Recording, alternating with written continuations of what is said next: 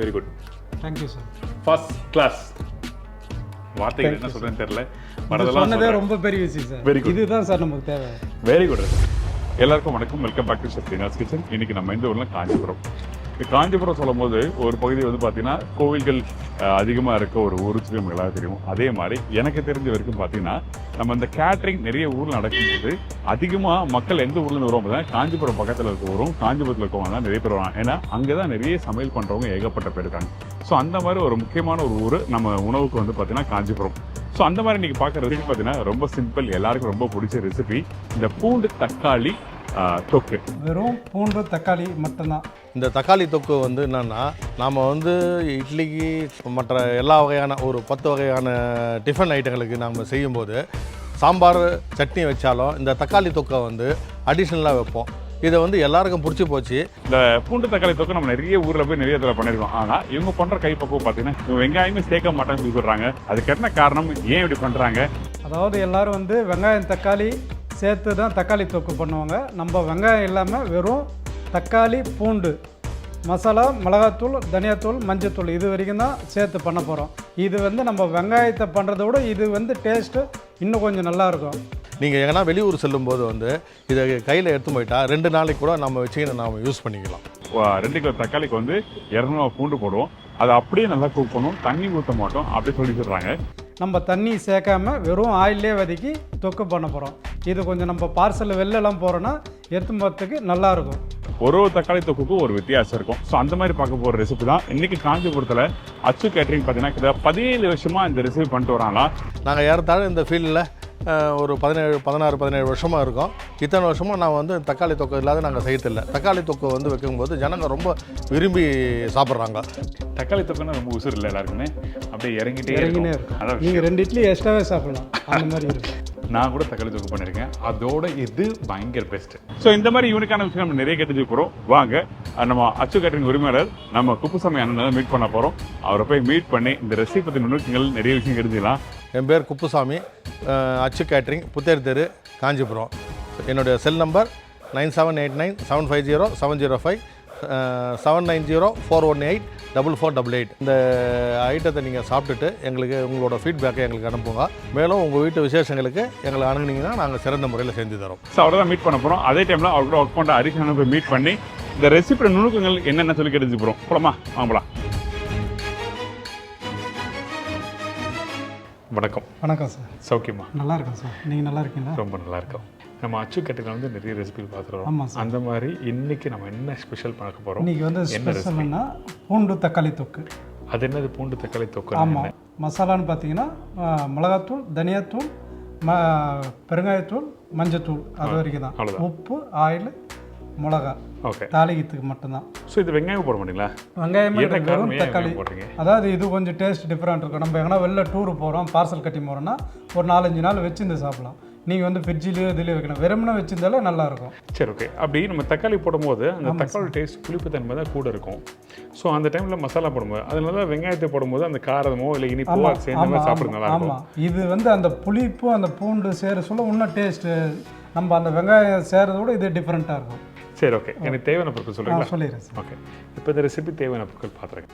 தேவையான பொருட்கள்: தக்காளி 2 கிலோ, பூண்டு 200 கிராம், காஞ்ச மிளகா தாளிக்க ஒரு 5-6 பீஸு, பெருங்காயத்தூள் 1 ஸ்பூன், மிளகாத்தூள் 50 கிராம், தனியாத்தூள் 50 கிராம், மஞ்சப்பொடி 1 ஸ்பூன், கடுகு 20 கிராம், கருவேப்பிலை தேவையான அளவு, ஆயில் 200 கிராம், கல் உப்பு தேவையான அளவு. சரி, இப்போ நமக்கு வந்து தேவையான பொருட்கள் சொல்லிட்டீங்க. ஆமாம் சார். புதுசாக எந்த ஒரு பொருளும் இல்லை, எப்போ யூஸ் பண்ணுறது. ஆமாம். இப்போ நம்ம என்ன யூஸ் பண்ணுறோம்ல? ஆமாம், ஆயில் யூஸ் பண்ணுறோம். என்ன யூஸ் பண்ணுறோம்? ரீஃபைண்ட் ஆயில் தான் சார் யூஸ் பண்ணுறோம். ரீஃபைண்ட் ஆயில் தான். நல்லெண்ணெயிலும் பண்ணோம், நல்லெண்ணெய் பண்ணாலும் நல்லாயிருக்கும். இது வந்து நம்ம மிளகு குழம்பு மாதிரி நல்லெண்ணெய் தான் பண்ணதில்லை, இது 2த்துலையுமே பண்ணிக்கலாம். சரி, ஓகே தான். ஆனால் இப்போ வந்து எண்ணெய் கொஞ்சம் தாராளமாக ஊற்றுறீங்க. தாராளமாக. ஆனால் அந்த ரெசிபி பண்ணும்போது எண்ணெய் கம்மியாக இருந்தது. இது வந்து நம்ம எல்லாமே ஃபுல்லாகவே எண்ணெயில் வதக்க போகிறோம், தண்ணியே சேர்க்க போகிறது இல்லை. அப்படிங்களா? ஆமாம். சரி, ஓகே தான். இப்போ தாளி போடுறோம்ல? தாளி போடுறோம். என்ன கடுகு காஞ்ச மிளகா கடுகு அவ்வளோதாங்க. ஆமாம். சிம்பிள் தான் நினைக்கிறேன். கண்ண மூடி தந்தால் ஈஸியாக ரெசிபி முடிச்சு நினைக்கிறேன். ஓகே. எதோட சாப்பிட ரொம்ப நல்லா இருக்கும் இந்த ரெசிபி? இது வந்து இட்லி, சப்பாத்தி, சாதம் எல்லாத்துக்குமே வச்சு சாப்பிடலாம். இந்த தக்காளி தொக்கு மட்டுமே வந்து எல்லாரும் வந்து பார்த்தீங்கன்னா ஆல் டைம் ஃபேவரட் சொல்லுவாங்க. அதாவது எல்லா மீலுக்கும் வந்து வச்சு சாப்பிட்லாம். நீங்கள் பிரேக்ஃபாஸ்ட் லஞ்ச் டின்னர் அது மாதிரி தான் அண்ணன் சொல்கிறாரு. ஓகே, கடுகு போட்டிருக்கோம், காஞ்ச மிளகா, பச்சை மிளகா அது மாதிரிலாம் எதுவும் தேவையில்லையா? தேவையில்லை சார். தேவை. Okay done. இதுக்கப்புறம் பூண்டு சார், கடுகு பொரிஞ்சோன்னா பூண்டு போட்டுருவோம். சரி, ஓகே டன். இப்போ இந்த தக்காளி நம்ம சொல்லும் போது பொடிசாக கட் பண்ணியிருக்கீங்கல்ல, பர்டிகுலராக என்ன தக்காளி யூஸ் பண்ணால் நல்லா இருக்கும்? இது நாட்டு தக்காளி யூஸ் பண்ணால் நல்லா இருக்கும் சார். ஓகே. நாட்டு ஸோ தக்காளி புளிப்பு தன்மை அதிகமாகும் போது அது பண்ணுறதே இந்த புளிப்பும் அந்த பூண்டு டேஸ்ட்டும் நம்ம கார டேஸ்ட் சேர்ந்தோன்னா நல்லா இருக்கும். அதுதான் நம்ம வெங்காயம் சேகம் பண்ணது டேஸ்ட்டு கொஞ்சம் மாறுபட்டு இன்னும் கொஞ்சம் நல்லா இருக்குன்றது அதுதான். Very good. ஓகே, ட்ரை பண்ணலாம். அதாவது அந்த புளிப்பு காரம் பூண்டு அந்த டேஸ்ட்டு. சரி, ஓகே டன். அந்த கடுகு பொரிஞ்சு வரும்போது வாசத்தை பாருங்கள் எப்படி இருக்கு. கடுகு பொரிஞ்சாதான் அந்த தாளிப்பு கரெக்டாக இருந்தால் தான் அந்த சமையல் கரெக்டாக இருக்கும். தாளிப்பு தான் என் பரவாயில்ல போடு, எல்லாத்தையும் ஒன்றா போடு சொன்னால் அது சரியாக இருக்காதுங்க. பூண்டு இல்லை, பூண்டு உரிக்கிறது ஒரு பெரிய வேலை நினைக்கிறேன். ஆமாம். இப்போ நாங்கள் வந்து 2 கிலோ தக்காளி சொல்லியிருக்கோம். நீங்கள் அதுக்கேற்ற மாதிரி ஒரு 4ஆக பிரிச்சுங்க. அதாவது ஒரு 1/2 கிலோ தக்காளி போட்டு பண்ணுற மாதிரி பண்ணிக்கலாம். 1/2 கிலோ தக்காளி வச்சு பண்ணால் அதிகபட்சம் வீட்டில் ஒரு 5 பேர் சாப்பிட்டுக்கலாம். ஆமாம். எங்கள் வீட்டில் தக்காளி தூக்கு செஞ்சால் எங்கள் வீட்டில் ஒரு சண்டே வரும். ஏன்னா அதிகமாக சாப்பிடுவோம். இது உண்மைதாங்க. நீங்களே சொல்லுங்கள், பார்த்து சொல்லுங்கள். ஏன்னா நைஸாக ஊற்றி கொடுத்தா அந்த தோசை உள்ளே இறங்கிட்டே இருக்கும், இருக்கிறவங்களுக்கு வேலை அதிகம். ஸோ ஆனால் கல் தோசை மாதிரி திக்காக ஊற்றிடுவாங்க. இது உண்மையாக பொய்யா நீங்களே சொல்லுங்கள் பார்ப்போம்.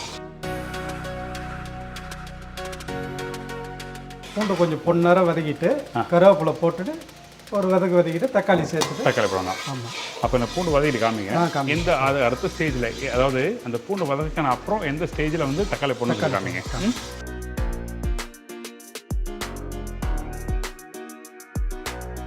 பாருங்கள் சார், பூண்டு பொன்னேரம் வதக்கிச்சு. இப்போ வந்து கருவேப்பிலை போட்டு தக்காளி போட்டு வதக்கலாம். சரி, ஓகே. ஆனால் அந்த பூண்டு வதக்கும் போது வந்து மிதமான ஃப்ளேம் வச்சா ஃப்ரை பண்ணுறீங்க? மீடியமான ஸ்பீடு தான். நம்ம வந்து ரொம்ப ஓவராக வச்சுட்டா டக்குன்னு தீஞ்சிடும், உள்ள வரைக்கும் நம்ம அந்த பொரிஞ்சு இருக்காது. ஓகே.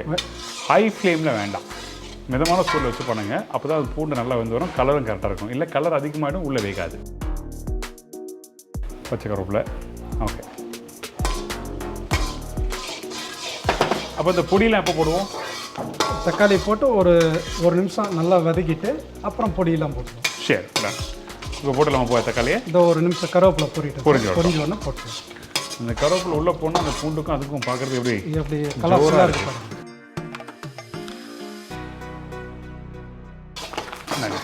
அந்த கருவேப்பிலை பொரிஞ்சு வரும்போதே அந்த சத்தம் கேட்கும். அப்போ ரெடி ஆகிடுச்சுன்னு அர்த்தம். படன்னு வெடிச்சு அடங்கிடுச்சுன்னா நம்ம போட்டுடலாம். நல்லா பொடிசாக கட் பண்ணி போடணும் தக்காளியை. ரொம்ப நைஸாக கட் பண்ணிங்கன்னா உங்களுக்கு இது வதங்கிறதுக்கு நல்லா ஈஸியாக இருக்கும். ஓகே.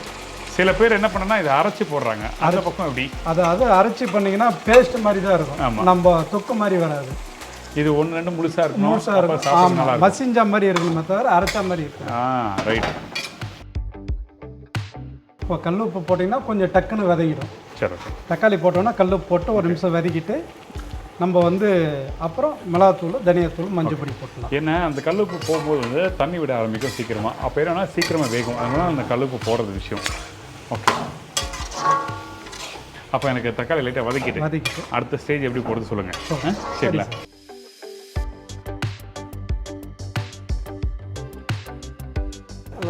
தக்காளி போட்டு நம்ம 2 நிமிஷம் ஆயிடுச்சு. அதில் இருக்கிற தண்ணியெலாம் வர ஆரம்பிச்சிச்சு பார்த்தீங்களா? ஓகே. இந்த டைமில் வந்து நம்ம மசாலா போட்டலாம். மிளகாத்தூள், தனியாத்தூள், மஞ்சள் பொடி போட்டு நல்லா ஒரு 20-25 நிமிஷம் அப்படியே வதங்கினா நம்ம தக்காளி தொக்கு ரெடி ஆகிடும். ஆமாம். ஸோ நான் என்ன கேட்குறேன்னா, இப்போ தக்காளி போட்ட உடனே மசாலா போடாதா, இல்லை தக்காளி வதங்கின பிறகு தான் நம்ம போடணும்னு சொல்லுங்கள். தக்காளி என்ன காரணம்? ஏன்? அதாவது நம்ம இப்போ ஒரு 2 நிமிஷம் ஆச்சுங்களா, அந்த தக்காளியில் இருக்கிற தண்ணியெலாம் வந்துச்சு பார்த்தீங்களா? ஓகே. நம்ம உடனே மிளகாத்தூள் மசாலாலாம் போட்டால் டைட் ஆகிடும். ஓகே.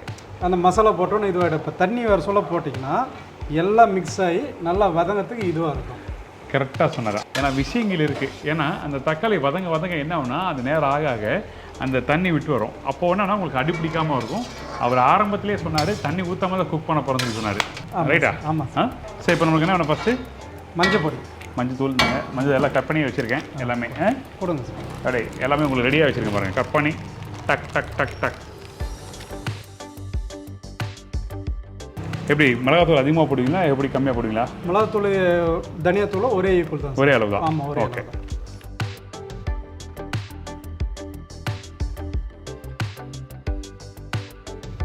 சரி, ஓகே. மல்லித்தூள்.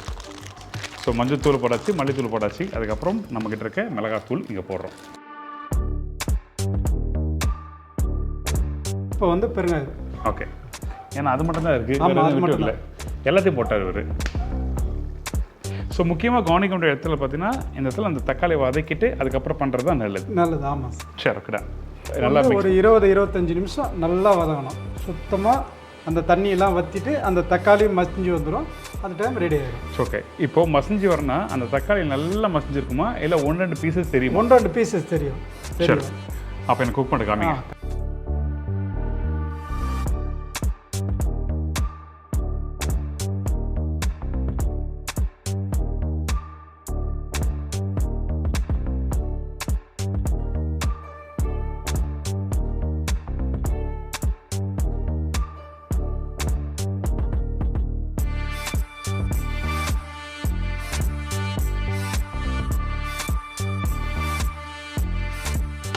சார் பார்த்தீங்களா தொக்கு எப்படி ஆச்சு பார்த்தீங்களா? இதுதான் எங்கள் தொக்கு. ஓகே. நான் எங்கள் சார் சொல்லுவார், நம்மக்கிட்ட வந்து இன்றைக்கி சாப்பிட்டு ஒரு வருஷம் கழிச்சு 2 வருஷம் கழிச்சு வந்து கேட்டானோட அந்த மாதிரி தான் இருக்கணும் அப்படின்னு சொல்லுவாங்க. கான்ஃபிடன்ஸ் சொல்கிறேன் பார்த்தீங்களா? ஆமாம். ஆனால் கிட்டத்தட்ட ஒரு 20-25 நிமிஷம் மெதுவாக குக் பண்ணிட்டே இருந்தார். ஆனால் தண்ணி ஊற்றல, எதுவும் பண்ணல. அந்த ஊற்றின அந்த எண்ணெயிலேயே அந்த தக்காளி நல்லா வதக்கி எடுத்தாச்சு. பார்க்கும்போது அந்த பூண்டு 2 கிலோ தக்காளிக்கு 200 கிராம் பூண்டு, 1 கிலோக்கு 100 கிராம். ஆமாம்.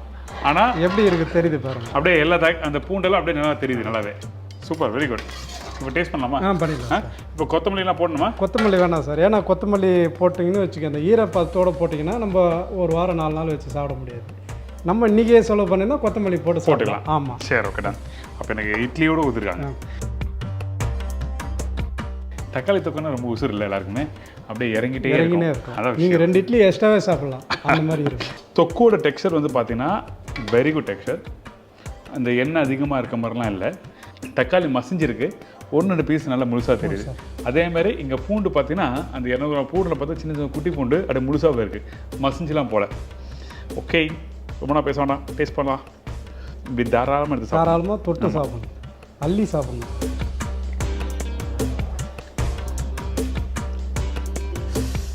Very good, thank you sir. First class, best, super. தொக்கு ஒரு ஊருக்கு போய் நான் நிறைய இடத்துல செஞ்சு பார்க்குறேன். இது எப்படின்னா, இந்த தொக்கு நான் வாயில் வச்சோடனே அந்த ஒரு லைட்டான காரம், அந்த புளிப்போட தன்மை, அந்த புளிப்பு வந்து பச்சை புளிப்பு இல்லாமல் வெந்த பேருக்கு எப்படி இருக்கும் அந்த பக்கத்தில் ஃபர்ஸ்ட் கிளாஸ் வந்திருக்கு. ரொம்ப நல்லா வந்திருக்கு. ஆஹா, இந்த மாதிரி தொக்குலாம் வீட்டில் செஞ்சீங்கன்னு நீங்கள் வீட்டில் சண்டை தான் இனிமேல்ட்டு. ஆமாம் சார், கண்டிப்பாக சண்டை தாங்க. ஏன்னா ஒரு கண்டிக்கு 4 கண்டி கேட்பாங்க கண்டிப்பாக.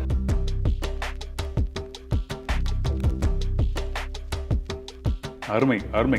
Thank you sir. இன்னொன்று, அந்த கடுகு இருக்குல்ல, அந்த கடுகுலாம் அந்த பொரிஞ்சு 1-2 அப்படியே பல்ல படம். சிம்பிள் ரெசிபி, ஆனால் ஹை கிளாஸாக இருக்கும். ஹை கிளாஸாக இருக்கும். Best recipe. உங்கள் வீட்டில் எல்லாருக்கும் ரொம்ப பிடிக்கும். அப்பா,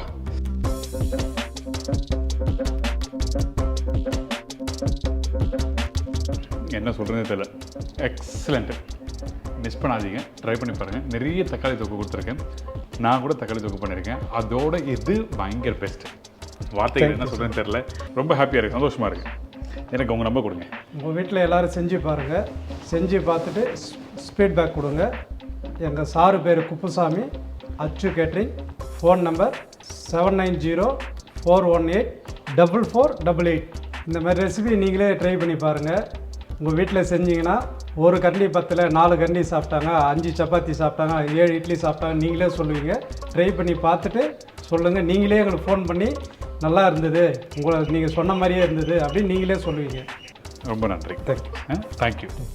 அவர் எப்படி குஷியாக சொல்கிறார் பார்த்தீங்களா? அவர் எந்த அளவுக்கு குஷியாக சொல்கிறாரு. நான் இந்த பக்கத்தில் செஞ்சிங்கன்னா உங்கள் வீட்டில் 4 சப்பாத்தி 6 சப்பாத்தி 4 இட்லி 8 இட்லி சொல்லி சொல்கிறாரு. ஆமாம் சார், கான்ஃபிடன்ஸ் சொல்கிறாரு. ஏன்னா அந்த அளவுக்கு நம்பிக்கை அந்த ரெசிபி மேலே இருக்க ஒரு நம்பிக்கை. ஏன்னா அவங்க 17 வருஷமாக பண்ணுறாங்கன்னா அந்த அளவுக்கு ஒரு கை கொடுக்குதுன்னா அந்த ரெசிபி வெளியே கொடுக்க மாட்டாங்க. நமக்காக அவங்க கொடுத்துருக்காங்க. ட்ரை பண்ணி பார்த்துட்டு ஃபீட்பேக் கொடுங்க. அதே மாதிரி நம்ம குப்புசாமி சாரை பற்றி உங்கள் எல்லாருக்குமே தெரியும், நான் நிறைய வாட்டி சொல்லியிருக்கேன்.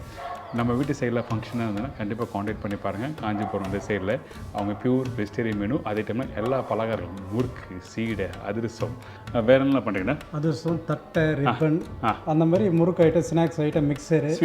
ஸ்வீட்ஸில் வந்து ஜாங்கிரி, லட்டு, பாதுஷா, குலாப் ஜாமுன் அந்த மாதிரி எல்லா ஐட்டமும் நிறைய எல்லா ஐட்டமும். ஸோ இந்த மாதிரி பலகாரங்கள் உங்களுக்கு என்ன வேணா வீட்டு முறையில் தெளிவாக பண்ணி தராங்க. கண்டிப்பாக நீங்கள் காண்டாக்ட் பண்ணலாம். ஸோ அவங்க ஃபோன் நம்பரை கொடுத்துருக்கோம். உங்களுக்கு ஒன்ஸ் மோர் அகைன் தேங்க்யூ. என்னோட ஃபேவரட்டான ஒரு பெஸ்ட்டான ரெசிபி கொடுத்துருக்கீங்க. அதுவும் நான் உங்களுக்கு எல்லாருமே சொல்கிறேன், நான் பண்ணுற பக்குவத்தோட இந்த பக்கம் தி பெஸ்ட் ரெசிபி. ரொம்ப நன்றி சார். ரொம்ப நன்றி. Really very good recipe. Thank you. நான் கடவுள் நன்றி சொல்கிறேன். தேங்க்யூ. இதே மாதிரி நான் இன்னொரு நாள் இன்னொரு ஊரில் ஒரு புது ரெசிபி சந்திக்கிறேன். நன்றி, வணக்கம், see you, bye, take care.